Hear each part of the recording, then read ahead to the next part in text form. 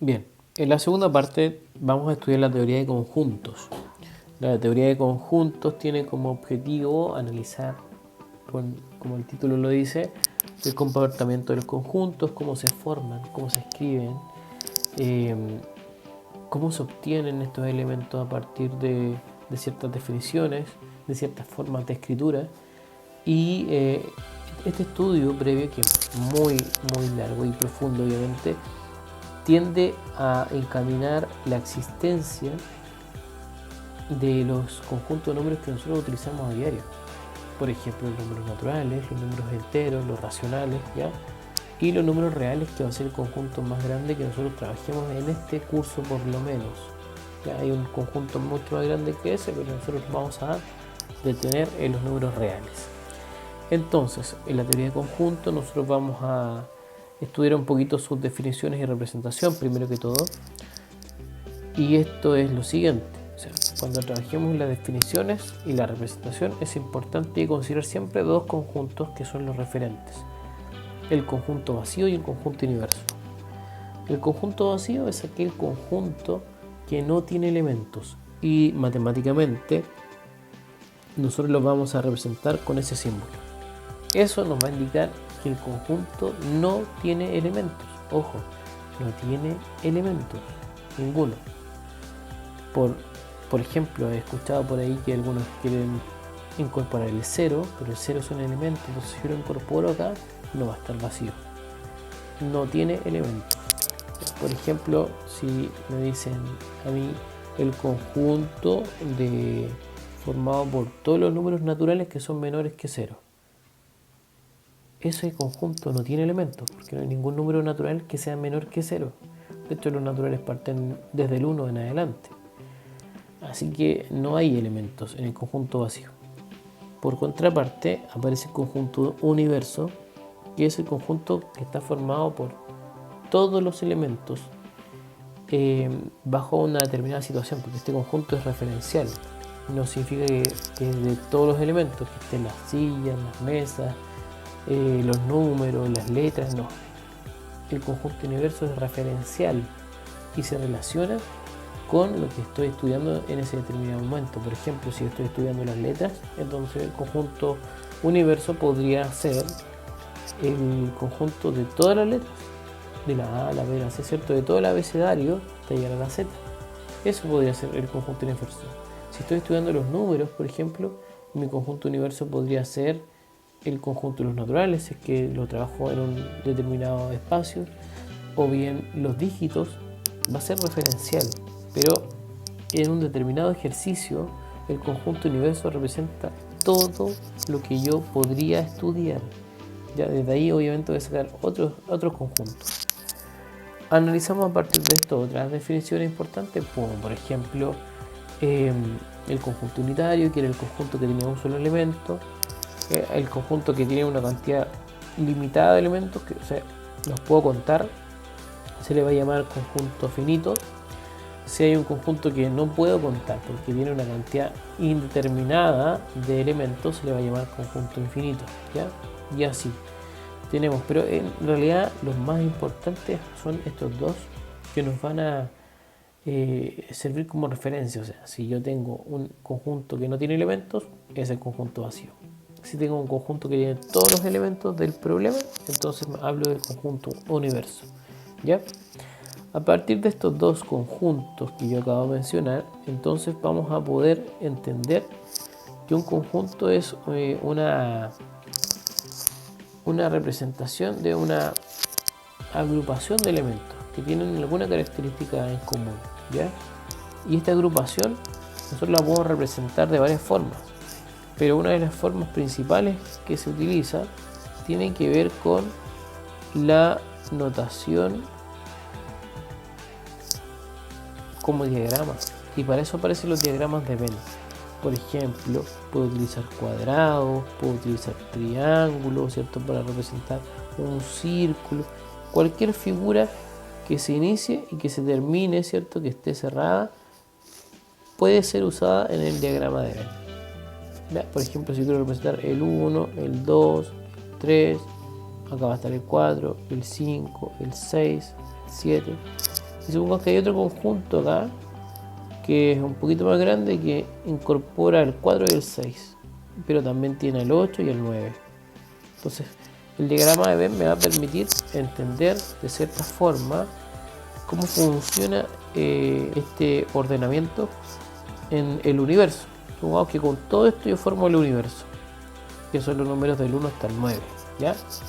Y tengo acá que hay un conjunto que tiene elementos de otro. Por ejemplo, el conjunto que está acá abajo tiene elementos que están en el conjunto del triángulo y en el conjunto del otro, esa especie de círculo, ¿cierto? Pero el conjunto que tiene esta especie de cuadrilátero inicial, que tiene el 1, el 2 y el 3, no tiene elementos comunes con ningún otro, ¿ya? Esto es una representación mediante un diagrama de Venn y nos va a permitir a nosotros ordenar un poquito la información de forma visual, ¿ya? Es decir, que visualmente a lo mejor podríamos entender cómo está trabajando o cómo se están trabajando los conjuntos, cómo se están comportando, ¿ya? Dicho esto, entonces es importante señalar que vamos a tener dos formas de escribir un conjunto, y esas dos formas parten por la escritura por extensión, y la escritura por comprensión. Por ejemplo, debo entender que yo puedo escribir un conjunto mencionando todos los elementos que lo componen, y eso se llama extensión, o bien mencionando aquella propiedad que tiene ese conjunto, y eso se llama comprensión. Si me baso en la escritura matemática, la forma por comprensión es una forma que tiene simbología matemática de por medio, ¿ya? Entonces no es tan simple de escribir, debo tener por lo menos un conocimiento sobre la matemática para poder trabajarlo, ¿ya? Vamos a dar un ejemplo de esto. A ver, los conjuntos generalmente se escriben con las letras mayúsculas, A, B, mayúscula, C, mayúscula, ¿cierto? Para representar el nombre, el conjunto A, por ejemplo. El conjunto A yo lo podría representar por extensión mencionando todos sus elementos: 1, 2, 3, 4, 5, 6, 7, 8, 9, 10, 11, 12. Supongamos que esos elementos están en el conjunto A. Esa forma se llama extensión. ¿Por qué? Porque yo estoy mencionando cada uno de los elementos. Es importante señalar que todos estos elementos necesariamente deben estar separados por un punto y coma, porque si no nos podríamos confundir con los decimales, ¿ya? Entonces 1, 2, 3, 4, 5 hasta el 12 son elementos que pertenecen al conjunto A. Pero si yo quiero escribir ese conjunto A por comprensión, debería encontrar alguna característica en común que tengan estos elementos. Y yo podría decir, por ejemplo, que este conjunto A está formado por números naturales. Por lo tanto, podría decir que acá habitan números. Como no me los conozco, lo puedo representar con X, ¿cierto? Habitan números que son naturales. Me equivoqué acá. Que son naturales y que cumplen la siguiente condición. ¿Qué condición cumplen? Bueno, estos naturales parten desde el 1, donde comienzan los naturales, y terminan en el 12. Entonces yo podría decir que estos naturales tienen la propiedad de ser menores o iguales que 12.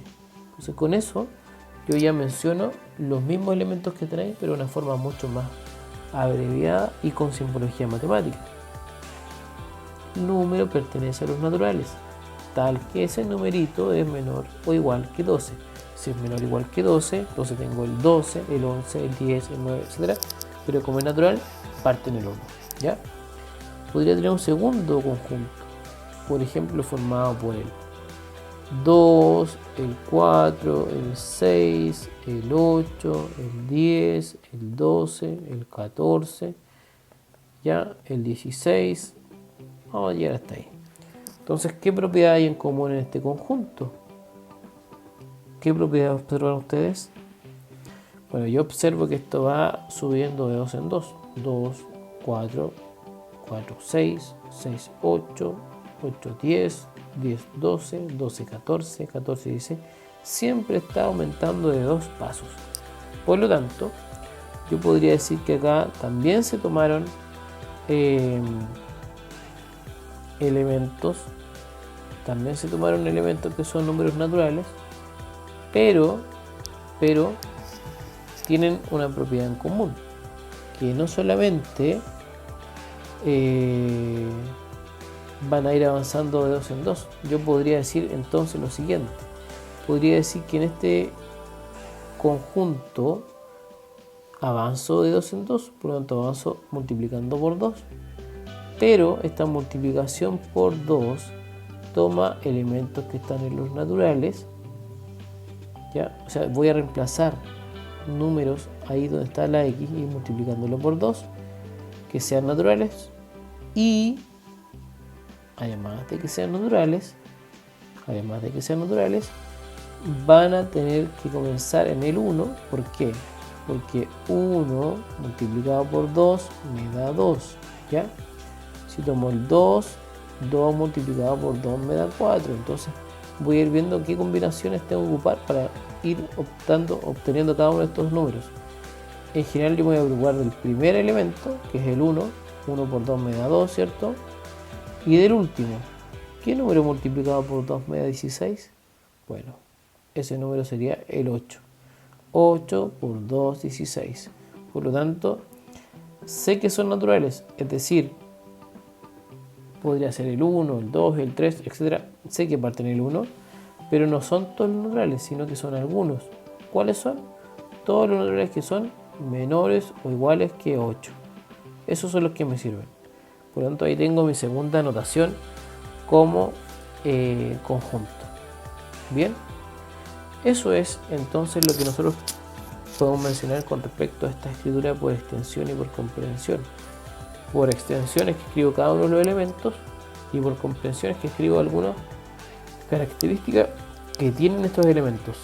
Y en este caso sería que en el primer caso que son naturales y que son menor o igual que 12, y en el segundo caso que son naturales que se multiplicaron por 2 y que son menores o iguales que 8. Ahora, usted también podría escribirlo de otra forma. O sea, usted también podría mencionar que estos son naturales y que son menores que 13. Yo también podría escribirlo de esa forma y me da la misma información, porque los números menores que 13 son el 12, el 11, el 10, etc. Esto me sirve solamente porque son naturales, y también me serviría en el caso de los enteros. Pero si fuesen racionales no me serviría, porque en el caso de los racionales aparecen las fracciones, y entre una fracción y otra hay infinitas fracciones más. Por lo tanto, no puedo asegurar que lo que es menor que 13 sea el 12. No puedo encontrar el antecesor. Esa propiedad de antecesor y sucesor solamente se da en los números naturales, excepto con el 1, y en los números enteros. Ya ahí yo puedo encontrar antecesor y sucesor, pero no en los racionales. Ahí yo no puedo encontrar qué numerito viene antes de una fracción. ¿Por qué?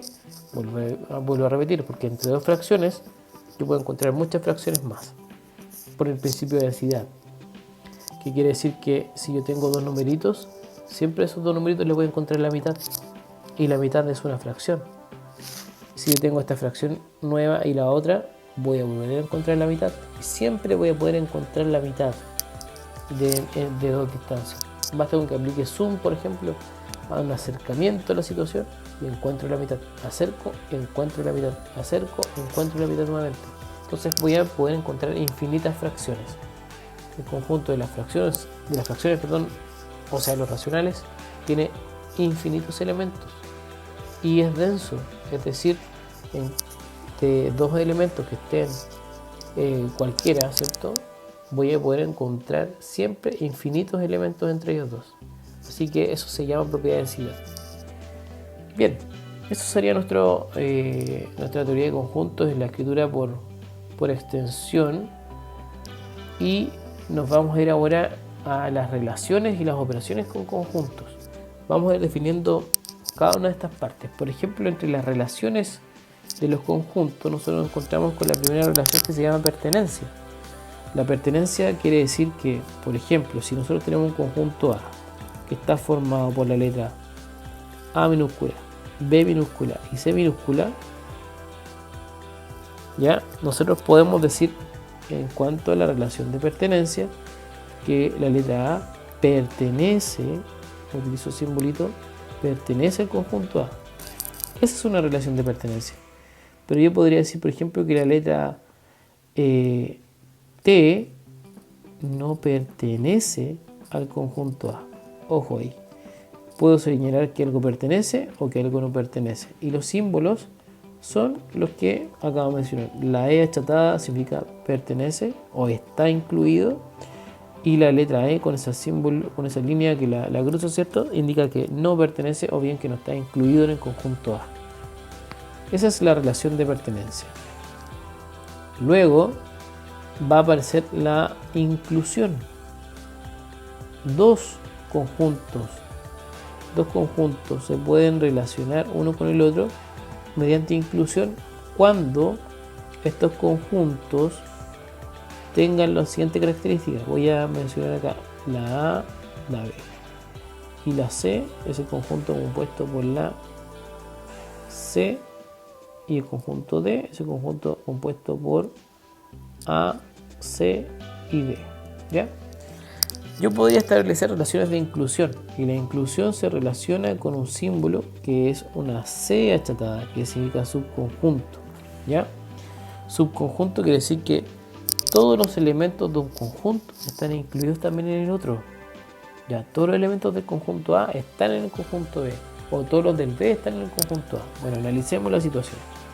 Esto es subconjunto. O bien, como acabo de decir, todos los elementos de un conjunto pertenecen también al otro. Por ejemplo, yo puedo decir que el conjunto B es subconjunto del conjunto A. Es subconjunto del conjunto A. ¿Por qué? ¿Por qué puedo decir esto? Porque todos los elementos que están en B, es decir, el A y el B, también están incluidos en el conjunto A. Por lo tanto, yo puedo decir esto y está bueno. ¿Podría decir que el conjunto C es subconjunto del conjunto A? También, porque el conjunto C tiene un solo elemento, que es la letra C minúscula, y también está incluido en el conjunto A. O sea, esto también está correcto. Podría decir, por ejemplo, que el conjunto D es subconjunto del A. Bueno, acá no puedo, porque este tiene la A, la C y la D. Tengo la A y la C, pero me falta la D. Entonces, como no tengo la D incluida, no es un subconjunto. Y ahí le agrego esta rayita que indica que no es subconjunto. ¿Ya? No están todos los elementos del conjunto D incluidos en el conjunto A. Por lo tanto, no es subconjunto. Bien, a eso le llamamos relación de inclusión. Quiere decir que todos los elementos de un conjunto están incluidos dentro del otro. Tercera parte. Aparecen estos elementos que se llaman conjuntos comparables, conjuntos no comparables y conjuntos disjuntos. ¿Ya? Voy a borrar acá un par de... No tenía que haberlo borrado porque me va a servir. El conjunto C era el C y el conjunto D era la A, creo que era la C y la D minúscula. ¿Ya? Lo que tenía que borrar eran las líneas que están abajo. Ya. Los conjuntos comparables son aquellos conjuntos que yo puedo comparar. La palabra lo dice. ¿Pero por qué los puedo comparar? Porque uno está incluido dentro del otro.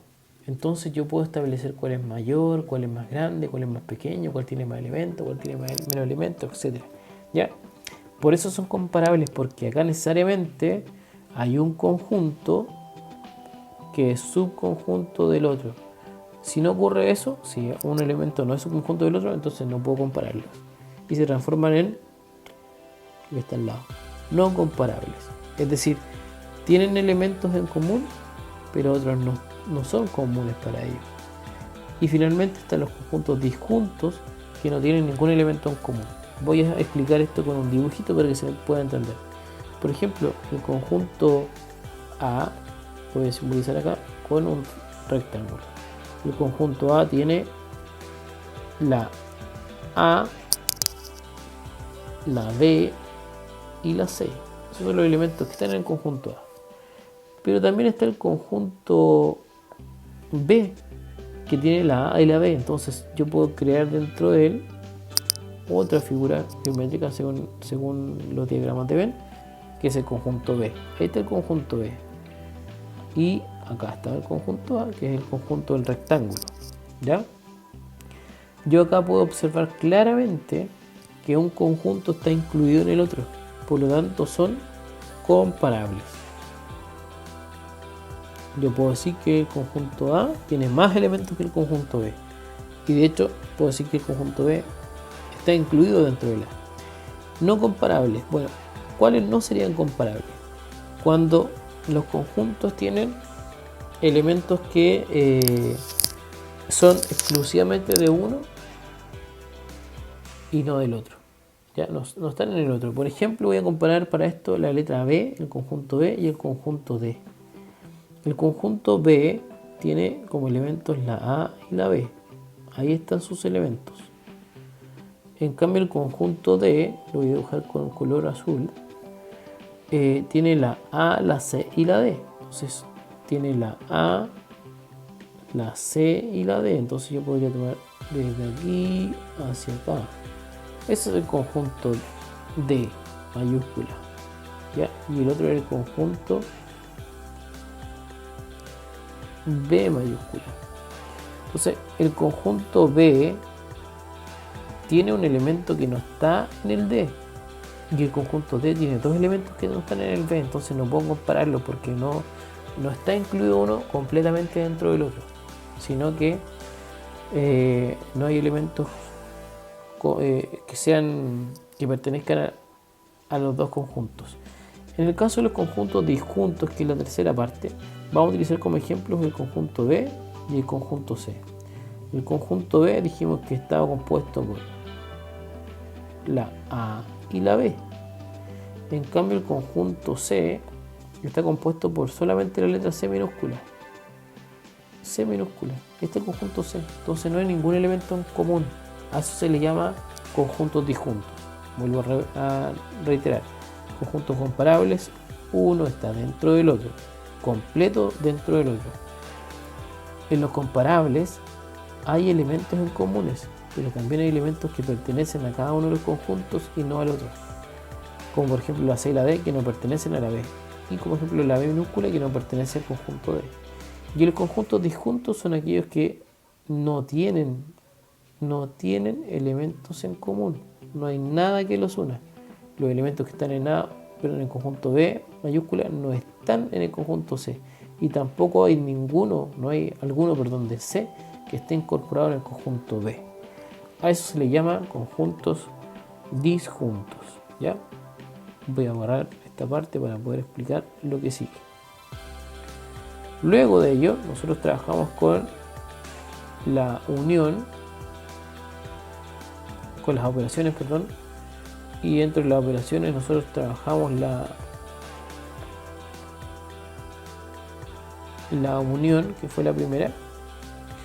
La unión es una operación que va a tomar dos conjuntos y va a hacer un solo nuevo conjunto con los dos anteriores. Por ejemplo, conjunto A, el 1, el 2, el 3, el 4 y el 5.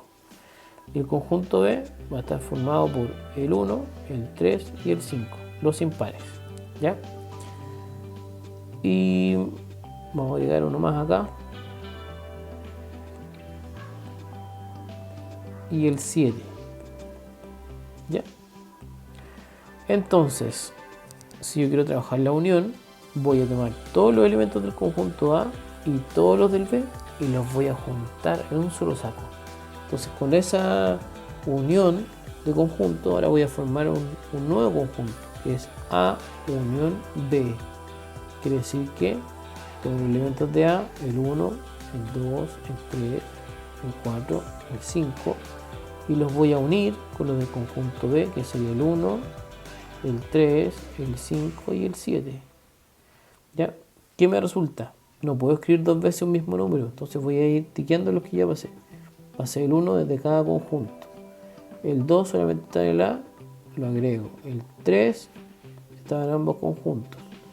El 4 solamente en el A. el 5 estaba en ambos conjuntos. Y finalmente se agrega el 7 que está en el conjunto B. Entonces, esto es la A unión B. La unión de conjuntos va a agregar todos los elementos que están en el conjunto A más todos los elementos que están en el conjunto B.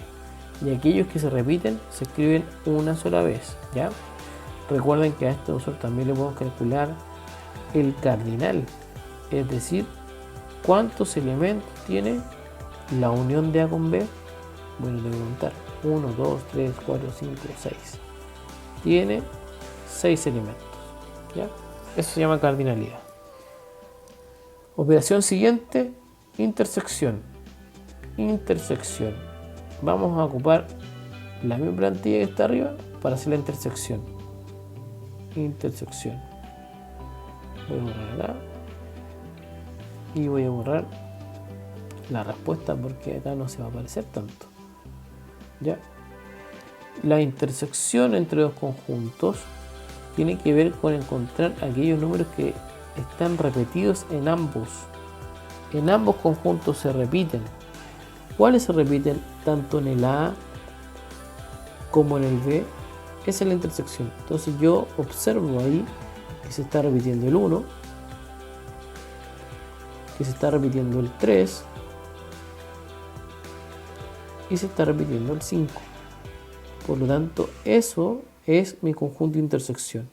Y si le calculo el cardinal, o sea, la cantidad de elementos que tiene la intersección, bueno, lo cuento, 1, 2, 3. 3 elementos tiene el cardinal, ¿ya? Bien, eso se llama intersección. Luego aparece la diferencia. La diferencia son aquellos elementos que están en el conjunto A, pero no están en el conjunto B. Eso es el conjunto de diferencia, o sea, son elementos que son exclusivos del A. ¿Qué elementos, por ejemplo, A diferencia B, qué elementos están solo en A, pero no están en B? Eso es lo que vamos a encontrar. Por ejemplo, acá el conjunto A sería el conjunto entre el 1, el 2, el 3, el 4 y el 5. Y eso lo voy a restar con el conjunto 1, 3, 5 y 7. ¿Qué elementos están en el A? En el A, pero no en el B. Entonces yo observo que en el A está el 2 y está el 4, que no están en el B. Por lo tanto, el conjunto A menos B está formado por el 2 y el 4. ¿Ya? Son elementos que están en A, ahí sí están, pero no están en B. Sí en A, no en B. ¿Cuáles son exclusivamente del A? Y los exclusivos del A son el 2 con el 4. Bien. Y por último, vamos a ver la operación que se llama complemento. Para poder trabajar con el complemento, yo necesito que se me entregue el conjunto llamado universo. O sea, me van a decir, bueno, el universo son todos los dígitos, por ejemplo. ¿Ya? O si lo quiero escribir por extensión sería el 1, el 2, el 3, el 4, el 5, el 6, el 7, el 8, el 9. ¿Ya? Todo eso se llaman dígitos, ¿cierto? No siempre a contar con los dedos, son los dígitos. ¿Incluyen el 0? Sí. Y si me hacen trabajar con el complemento, entonces yo voy a tomar uno de estos dos conjuntos, por ejemplo el conjunto A, y le voy a poner una comilla arriba. Eso indica que voy a calcular el complemento. ¿Qué es el complemento? Son todos aquellos elementos que le faltan al conjunto A, para lograr ser como el universo. Entonces en este caso yo tengo el A que tiene el 1, 2, 3, 4 y 5. ¿Cuáles me faltan para obtener el universo? Bueno, puedo marcar en el conjunto universo los que ya tengo. Tengo el 1, tengo el 2, tengo el 3.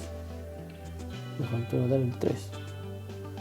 Tengo el 3, el 4 y el 5. Ya, mientras corroboro acá. El 3, el 4. Ya, entonces tengo el 3, tengo el 4 y tengo el 5. Pero me falta completar el universo, no lo completé, ¿qué me falta? Bueno, y ahí aparece el complemento. Me falta el 0, me falta el 6, me falta el 7, el 8 y el 9. Ese sería el conjunto complemento de A. ¿Cuántos elementos me faltan para completar el universo? ¿Bien? Eso es lo que se relaciona entonces con las operaciones con conjuntos. Vamos a hacer una práctica sobre cómo obtener los elementos de un conjunto a partir de una escritura por comprensión y por una escritura por extensión, ¿ya? Y con eso finalizamos esta parte para poder cerrar, ¿ya? Entonces me voy a ir acá.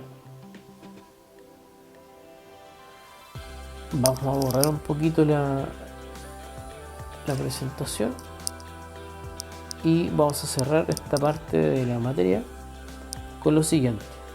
Yo tengo un conjunto C, por ejemplo, que está formado por números que se escriben de la forma 3x más 2, donde x es un número natural y x es menor o igual que 4.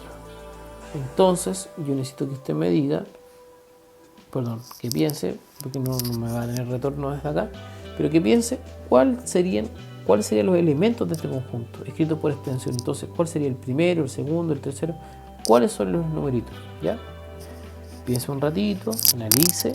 Mientras estoy hablando, usted vaya analizando cómo puedo obtener estos elementos y me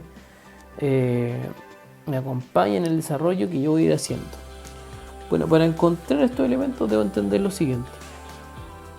Yo acá voy a reemplazar valores en esta expresión.